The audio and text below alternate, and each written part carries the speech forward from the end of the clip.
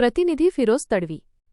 शेगाव भारताच्या राष्ट्रपती द्रौपदी मुर्मू यांनी आज शेगाव येथील श्री संत गजानन महाराज समाधी मंदिरात भेट देऊन भक्तिभावाने दर्शन घेतले। राष्ट्रपतींचे मंदिर परिसरात आगमन होताच श्री गजानन महाराज संस्थानचे अध्यक्ष नीलकंठ पाटील यांनी त्यांचे आदरपूर्वक स्वागत केले। यावेळी संस्थानच्या वतीने राष्ट्रपतींचा पारंपरिक पद्धतीने यथोचित सत्कार करण्यात आला। समाधी दर्शनानंतर राष्ट्रपती द्रौपदी मुर्मू यांच्या हस्ते श्रींची विशेष आरती संपन्न झाली। या मंगलमय प्रसंगी संपूर्ण मंदिर परिसर भक्तीच्या वातावरणात न्हाऊन निघाला होता। दर्शनानंतर राष्ट्रपतींनी संस्थांमार्फत राबविण्यात येणाऱ्या विविध सामाजिक व सेवाभावी प्रकल्पांची सविस्तर माहिती जाणून घेतली। संस्थांच्या शिस्तबद्ध व्यवस्थापनाबद्दल आणि जनसेवेच्या कार्याबद्दल त्यांनी विशेष समाधान व्यक्त केले। सुमारे 20 मिनिटे त्या मंदिर परिसरात थांबल्या होत्या, जिथे त्यांनी विविध विषयांवर चर्चा केली।